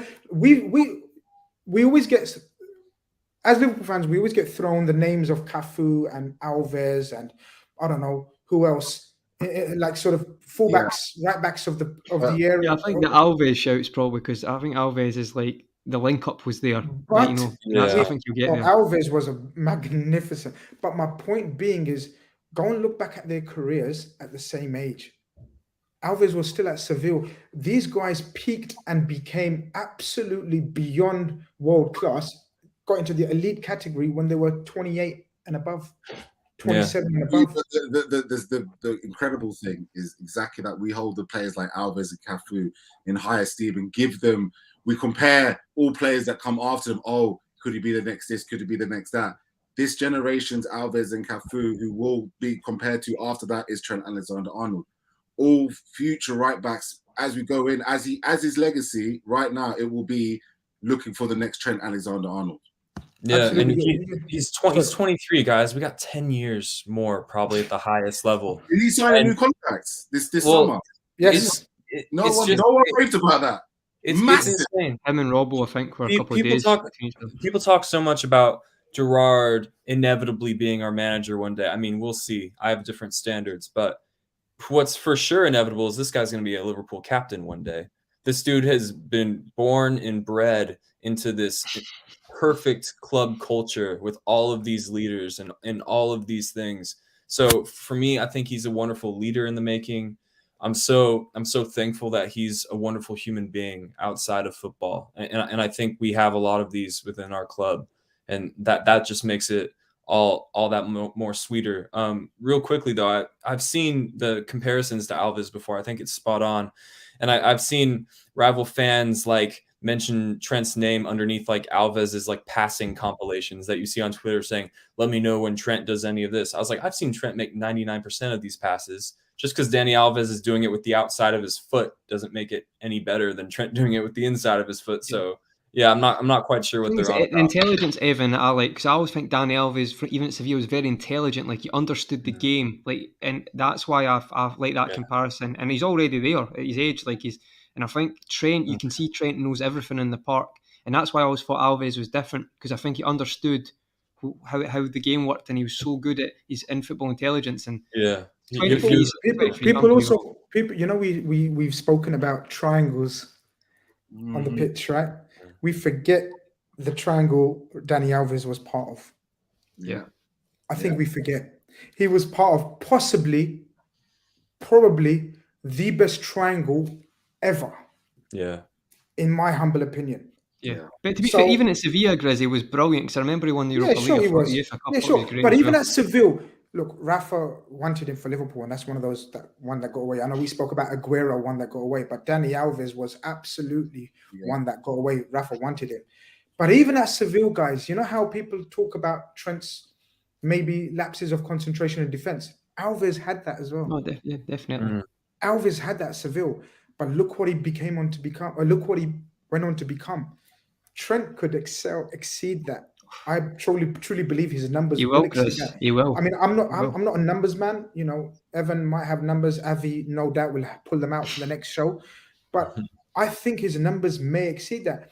And, you know, someone else who we've not touched upon, and we're going to touch upon before we wrap it up, Keith, Hassan says, I'm sure you've discussed him already. We haven't.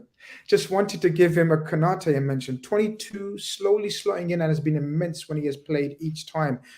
Give him some flowers, brother. Listen, Hassan, I feel like this was fate, because you know, this will give a little nudge to who my man of the match will be this evening. I thought Konate was absolutely outstanding tonight. We talk about the challenge that Trent made. We don't talk about the challenge that Konate made in the box. Absolutely clean. Got his foot there first before it got to the Newcastle player. When the ball was fizzing in, coming over to him, he apps every kind of like duel that he had tonight. I thought he won his duels absolutely spot on. Clean. You know, sorry? He likes to win it cleanly, doesn't he? I love that aspect to him. Yeah. Very clean, very almost like, it's like Joel Matip's son. Do you know what I mean? Like, it's that type of player, right? I like that. I like that. Like tonight, father and son got to play together for, I think, the first time, actually, if I'm not mistaken. Is that the first time they partnered each other today? I think so in the league. I think Keith's spot on because physically, Konate is probably Van Dijk's equal, but just in terms of like how he moves, it's very languid and lanky, kind of like Joel. So he's the child of Matip and Van Dijk together. Yeah, his ball game will opinion. get much better. Like he's weighted. Like what I mean by that is holding up when to because you've got Matip who's I'm going to adventure, and then you've got Van Dijk who's just like the king, isn't he? So people were joking. I remember someone said like comparing to Sacco, but I think Konate in that environment, his actual ball retention is just going to improve every week. Yeah, he definitely looks at Van Dijk in terms of his ball distribution because he does like to also play those diagonals over to. He's not confident of doing it a lot yet, but I've seen that'll improve, Keith. That'll get there. That'll get there. You know what I mean? A great shout in the comments from I think it's Antioch 3 or however you say that. He says a mirror version of Jerome Boateng, and I'm starting to see that now. Similar pace, power, movement on the ball. And I think Grizz, you were spot on. He likes a clean duel. He likes to win 100% of the duel. He doesn't like to win 80% of the duel and leave 20% to chance. He likes to win 100% of the ball. Like when someone's running at him, he wants to put 100% of his body in between that player and the ball. And I'm starting to see a calmness in him that I see in Van Dijk in terms of Van Dijk's so composed. Obviously, we talk so much about his composure and defense and on the ball. I see that with Konate. Like when someone's running at him, he never panics because he just knows I just need to get my first step right, and I'm fast enough and strong enough to get my entire body in between this attacker and the ball. So yeah, he's receiving a fantastic education. It speaks volumes. The best possible education. I mean, playing in rotation with Matip and Virgil van Dijk. We've said it before. There's no better centre backs in world football to learn from. And as some people are saying, the combination of the power and the skill sets of the two centre backs, you're learning with them every day, and then you're playing up against Mohamed Salah, Sadio Mane every day as well. Yeah. Do you know what? I'll tell you what. I've got the Liverpool FC subscription, right? The member thing, right? All right, sure. They give you like the 11. just because they give you the 11 minutes. They show you the training session. Wow, that is worth the subscription fee alone. And when we talk about these players having to play against each other, when you see them in training go at each other in those 2v2s, 3v2s. One wins the ball, scores, then other get you see the pace and the power that's going on. And interestingly, Konate yesterday in the training videos actually got a proper loud shout from Klopp in positive because he ran back and stopped it off the line. Yeah, he cleared it off the line. And you know what? He is starting to be a lot more assured with the. He's becoming more comfortable with the pace of Premier League football. Once he clocks that. You can't stop him. Just a very quick before you go. Just a very quick shout out to our resident Newcastle fan, Shehan Hurry in the chat. What's up, lads? Great game. Proud of the side. I think he's talking about his guys. Yeah, they done well. As for Trent, I ain't even mad, and that just shows you can't be mad at that guy. But sorry, go on, Evan. You was going to say. Yeah, no, shout out Shehan. Anyone who's got a Solano Abbey gets a because he could hit a ball as well. He could hit a ball. Great nostalgic player from the 2000s. But yeah, I think this might be a bold shout, but I don't think Konate's put much of a foot wrong so far this season. I can't think of an error that led to a goal or anything like that. And anyone else? I can't. I think he just said maybe moments, just moments. Conrad, I was going to touch in his debut in the league against Palace in his first start. He had a couple of moments on the ball. On the ball, he gave the ball away, but not in dangerous positions like Thiago did today or anything like that. Just a bit nervous, just rushing his distribution a bit. But this might be a bold shout, but I think if he can maintain this level, it's going to be hard to keep him out of the starting 11 because I know Matip brings a wealth of experience and familiarity and all of these things, and that's going to make him extremely hard to displace. But all I'm saying is I would be surprised if Konate spent the entirety of next season being third or fourth choice, because he's moving up the ranks.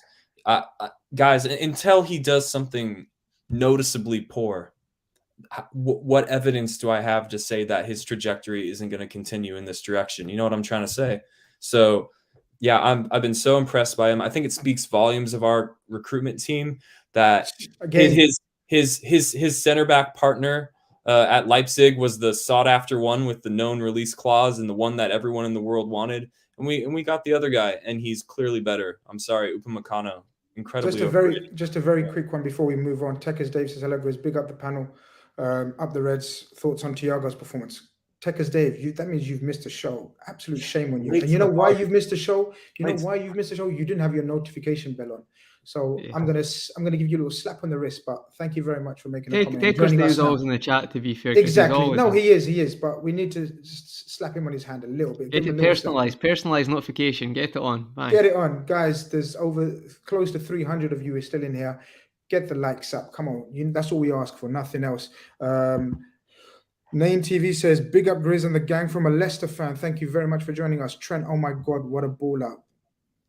You know, mixed crowd tonight, Grizz. We're getting all the fans in. We love to see that. People know we're international. We cover all angles, and we give the opinions raw and how it is. Conroy, talking about giving opinions on raw as it is, obviously a few shout outs for sort of Konate and whatnot, and a few performances that we've dug out. Fair to say, not dug out, but we expect. I think it's just what you say. We normalized and expect perfection every time from every single player on the pitch that when he plays in a red.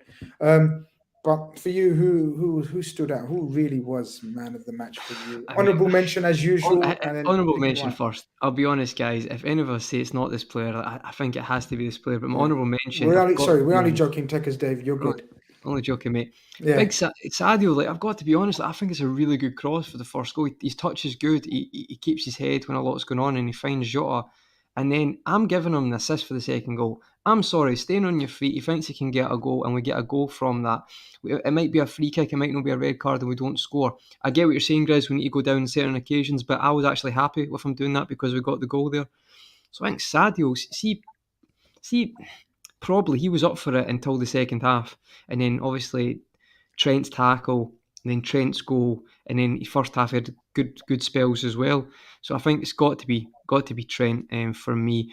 The tackle and that goal just epitomises the two sides to his game. And see what I loved about the goal as well? You talk about the curl type of goals he does, he whips it, but this is just like a narrow, and that it shows you old school blast, isn't it? He's trying different things as well. And you know, I think his free kicks recently have got a bit not stale, but he's got a bit frustrated because he's kept trying to find the perfect one, hence why he done what he done against West Ham, tried to change the angle a bit and whip it like that. So you can tell he's experimenting on that side of his game to get the best results.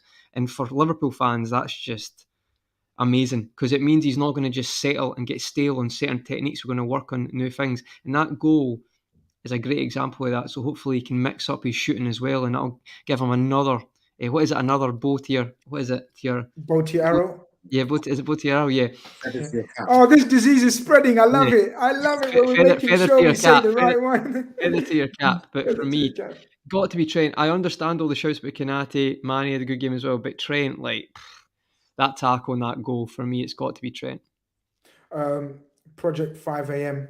And if we continue for much longer, it'll be 5 a.m. where we are as well. So we're going to try and wrap this up soon. But random serious question. Was that the first time Thiago and Naby were on the same pitch for the first time since Thiago joined the club?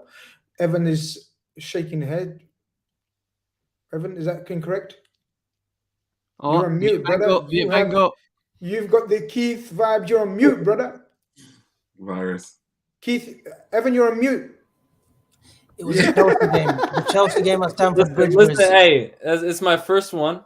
It's my first one. Strike one. Yeah, strike one. I haven't accumulated a number of yellow cards yet. I'm far from Fair enough. This is like Formula One, Evan. You've lost. You're out. Sorry, it's like Formula One. You've done. I was going to say, I don't have a specific example or occasion where I can remember them playing together, but there's just no way they haven't, at least once, right? There's just no way, right? Yeah, there must be. I mean, Chelsea. There we go. Chelsea, Liverpool, when they were down to 10 men, 2021 season, Naby and Thiago played together. Avi joining us from the bathroom. When Thiago came on at halftime, Avi. That's the one. Yep. Thank you. Avi took his Power phone of knowledge. bathroom. Power of knowledge. There you go. Thank you very much. I mean, you know, we know you were sitting there Googling all this stuff in the background, but we won't give it away. But while you're back, Avi, we were just discussing sort of stand-up performers. Talk to us, give some honorable mentions who you really enjoyed. I know you was listening in the background because you were doing your work. Talking about Konate, I thought his one shaky game was Brighton at home. Yeah. I thought positionally he wasn't great, but today I thought he was a colossus. I know we can talk about Trent, but Trent's doing Trent and Sam. But for me, Konate was man of the match today. I thought he snuffed everything out. Absolute brute. Handled the challenge of Joe Linton, even Callum Wilson when he came on. I thought he was brilliant, Chris. I really thought he was brilliant. Is that your man of the match, or what did you? I asked for honorable mention and Ibrahim Konate was my man of the match. Oh, okay. You think he had enough to do to warrant a man of the match? Why do I always question Avi's personal opinion? Like, that's so. Why do I do that? I'm sorry. That's your personal opinion. No, but you get my point. Why do I do that? Anyway, sorry, Avi. Asim, a friend of the show, personal friend of mine as well, sending a super chat. Thank you very much. You never walk alone. Appreciate the support, brother. Anfield Road End says, Avi, doing a dirty. Can you explain what a dirty is? The other guys will probably be able to work it out. Watching. Be careful, my mom's fucking watching back home. She said it's 11:45. What time are you guys finishing? Yeah, no, I'm not going to explain what it is. I'm not going to explain what that means. What's wrong with that? Well, like, you already said the F word. Conroy, can you pronounce that word first? I don't know if I want to because I think you just pronounce it. Pronounce it. What? Tati. Just put it up. Just put it up. Tati. There you go. Evan, pronounce it, Evan. I want to hear Grizz say it one more time. Is Avi doing a dirty? Yes, he is. Guys, right? Genuinely, right? See, in Scotland, you have this dish. I will shit my pants. I will shit my pants if we buy Luis Diaz. Put it that way. I'll shit my pants if we buy Luis Diaz. Right? Wow. Bold statement. I hope you're ready to back it up. All right. Stephen Dunny says inferior complex, Chris. Yeah, probably. You know, me and Avi, inferior complex. Yeah, maybe I'm. You know, it is what it is. People always ask about our relationship, and you know, in the comments afterwards, like but we're good, man. We don't need to reiterate our relationship and everything, man. It's all good, man. He's just when he comes out with some of his hot takes, I need to pull him up. It's the best double act on YouTube, 100%. Yeah. Do you know what I mean? So it's it's natural as well. It's definitely natural. We're in the group chat. It's definitely natural. We're not different. We're no different off the camera as well. I can vouch for that. Yeah. Evan, what are you saying? 40 messages later. What did you give it? Who did you give it to, Evan? My honorable mention has to go to Trent for his 2 major game-changing contributions, but my man of the match is also Konate. Just because, I mean, every single metric, he just did not make a single mistake or error or lapse of judgment. It was as perfect as a center back performance as you can want. Admittedly, it's against Newcastle and they're hardly adventurous. Yeah, that's what. Yeah, I know, but listen, I want to big up the young guy and give him flowers when he does well, and I'm happy to give him this sentimental vote per se. Fair enough. Big K. Yeah, it's so interesting actually because I like to go to Who Scored to see who they rate. What's with this? Who scored? No, Trent Alexander-Arnold was rated as man of the match on Who Scored. He got Who Scored 8.38. And he is my honourable mention. I thought he was absolutely phenomenal today. It was a Trent performance, so we're so used to it. But if we could give him man of the matches most games. Konate for me to slot in Van Dijk's position, to play in the way he played, so assured in the type of games without Fabinho in front of him either. The type of games that historically turn into basketball matches. His pace, his decision making, and his all-round play with the ball. Like he announced himself in that squad tonight. Big performance, and he's my man of the match. Bloody hell! Three of the red fellas have given it to Konate. No, Conway. Majority. I'm Trent. Yeah. Look, without doubt. Man, we're on the same wavelength, guys. So come on. without doubt, he gets an honourable mention, I believe, as well. I just don't think. I think the fact that it was Newcastle and But it was without Van Dijk, though. It was without the leadership of Van Dijk, the captain of Van Dijk, the one who ushers that defense together. That's why Konate shone today. And big up to Matip as well. Matip would have taken that lead today of being that central defender, being the leader of that back four. No, so, I get all that. I get all of that. Absolutely. I'm not here to shit on your parade or shit on Konate's parade. Absolutely not. Big up the guy, man. You know, as you know, there's quite a few agreeing with you guys. Konate, man, he wasn't meant to start the game. However, came in and did a superb job. You know, there's a shout for Konate and Trent for me. I just think Trent showed levels, man. Some of his passes that we've discussed. And again, maybe we're normalizing it and we're just brushing it off like, yeah, Trent was Trent. But let's focus on the young 22-year-old Konate, you know, because of the impact, because of every time he's been drafted in, as Evan says, he hasn't put a foot wrong. I mean, the hot take of the night, I don't know if you missed it, Avi. The hot take of the night is Evan says he will be the starting centre-back next season. That's what he said. So that's one to keep an eye out and pin up when it goes wrong if he's not the starting centre-back. Yeah, exactly. But yeah, look, I'm going to give it to Trent. Not much in it. I think he was fantastic. He was just magical. Some of the stuff he does on the ball. You've got to see him. And I hate being one of those guys. I hate being one of those guys that says you have to see him live as well to appreciate his passing into midfield, his just general play. It's clean. You know, like that. Who's that Turkish guy? You know, the guy that does the kebabs and cuts the meat. What's his name, man? The famous Salt Bay. You know how Salt Bay is clean and everything looks pristine. That's how I thought you were going to mention, when you talk about Turkish, I thought you were going to mention Tugay, because Tugay used to be a great passer of the ball. I thought you were going to mention Tugay, but hey, that's just me thinking aloof. Some shout out. Tugay was good. Tugay was a wonderful passer of the ball, but this what I meant was like this is how Trent loves his clean passes to be clean and the intricacy. He's lovely to watch, man. Sorry, really? He was going to say something. Yeah, no, I think you're right. Like, obviously, it's hard to feel the pace of the game until you're there watching it in person. That was the first thing I noticed when I was at Anfield. It's such a ferocious pace it's being played at. And another thing, sort of on the same subject, is when you're like, I went and I was lucky enough to see an NBA game like from the court side, so like on court level. And when you're watching an NBA game, the camera's looking down on them. You know what I mean? It's the overhead view. And you never realize how huge and how physical and how fast all these, you know, perfect athletic specimens are until you're in there watching them do it.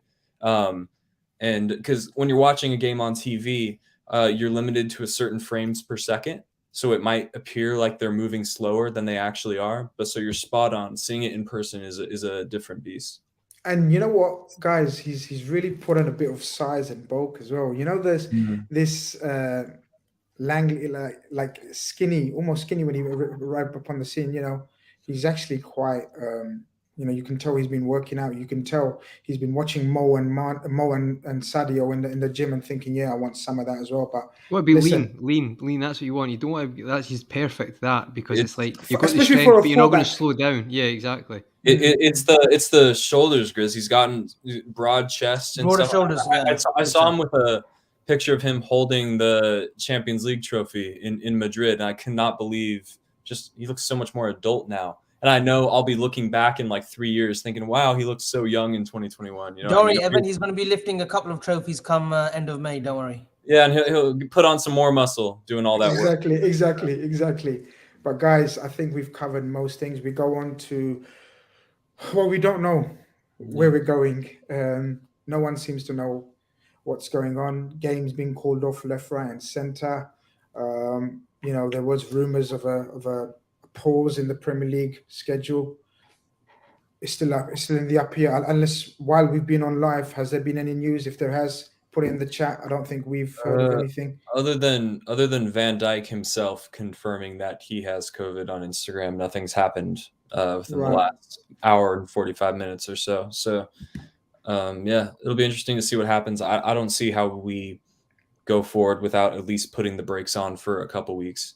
But Yeah, that's just what matters to me, because if they don't put the brakes on now, I'm wondering if we'll reach February and March and they'll be saying, okay, now we have to stop for 2 to 3 months like we had to do in 2020. So I figured if you're proactive and you take care of the issue now, you'll reap the benefits in the future. So Have you anything to add? Just to to confirm, I've just got actually got a DM from someone. Spurs players that are with COVID is Lucas Moura, Ben Davies, Brian Gill, Son, Royal, Oliver Skip, and Scarlett, and Liverpool obviously Van Dijk, Fabinho, Jones. Most likely that Sunday's clash will be called off.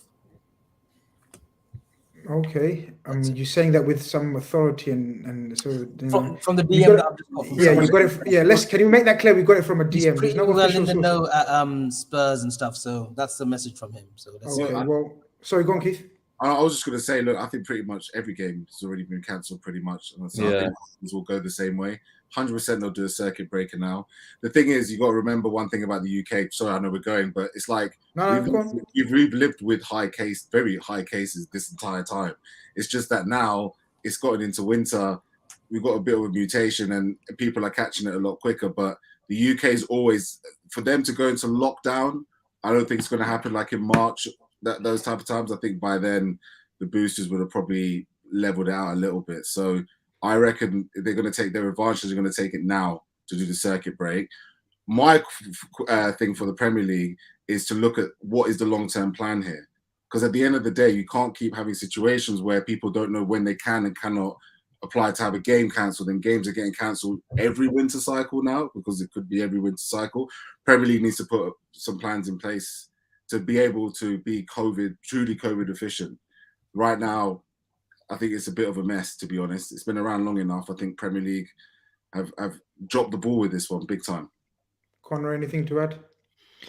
No, I think everyone's covered it, and just like obviously, oops, it nearly fell there. And sure to smash the likes, and obviously, I'm sure we'll have some sort of shows going forward. But as I say, I think, let's be honest, it's not even from a Liverpool point of view. I think even if we didn't have like 3 players, we were COVID free, I'd still say there's too much kind of happening now. It's getting to, in fairness, Leicester the other day as well. Leicester played against Napoli, and then Newcastle depleted squads. So I feel like it would be very proactive. I think Evan summed up, be proactive to do that, and we'll see what happens. But it's going to be interesting. It'd be interesting if maybe some games are called off and some games go ahead at the weekend. That's going to be, it's going to be an interesting couple of days. But I'm sure Avi and yourself, Grizz, can think of a few videos we can do if the game doesn't go ahead. No, we'll do shows. We've got something in the pipeline. We've already worked on this. Obviously, creative director over here. Mr. Martin Scorsese in the corner here. Scorsese. We've got something planned that involves the 5 of us on Sunday and Saturday, just depending on Grizz's schedule. We'll see on Saturday, but Sunday we will definitely be doing a REDFELLAS. We're not rewatching the Formula One though, Avi. We spoke about that. That's not happening. It's not happening. You're lucky that you're mentioning it. And circuit breaker is exactly not the word that I'm looking for, because we know Formula One circuits and it's absolutely wrong terminology, but credit to whoever named that circuit breaker. Yeah, look, well, all we can do is just look out and wait for sort of official confirmation of what's going on. I was scheduled to go to Spurs to Liverpool. One of my very, very good mates, shout out to Toby from the Big Six, managed to get me some nice hospitality tickets for the game. Unfortunately, I'm going to miss out, looks like. But you never know. Let's see what happens. As Conroy says, there may be some games miraculously going ahead, but according to Avi's dodgy DM that he's received, it won't be going ahead. So that's that for you guys. But listen, it's been a wonderful show. I think we've covered everything in quite detail. Really enjoyed it. It was a comfortable win. I mean, look, at the end of the day, it was 3-1, 75% possession, 10 corners to 1, 8 shots on target to 2, I think it was, or something. But we could have made life much easier for us. But hey, Liverpool, that wouldn't be Liverpool, right? This has been REDFELLAS. Don't forget to like on your way out. Please. It helps the algorithms and all that. And as we're a growing channel, we like that kind of shit. Subscribe if you haven't. Soon I'm going to make it subscriber only chat, which will make it interesting. We can, what's the word I'm looking for when you just sort of like only keep the quality Exclusive. exclusive to the quality. No, but you can sort of keep the dirt out of the chat. Like, you know what I mean? Like Sift. Yeah. That's the word. Evan always helps me, man. I always look to Avi for inspiration. And I don't think, why? Why am I looking at him for inspiration? Like, I need to look at Evan for inspiration. But it is what it is, guys. It's been wonderful. Thank you all for persevering. Mega show. We always do. Our post-match shows, we try to go in deep instead of just, you know, giving our opinion on just the incidents. We like to talk about the everything around the game. But yeah, this has been REDFELLAS. Avi's going to hit you with the intro, and it's out of here.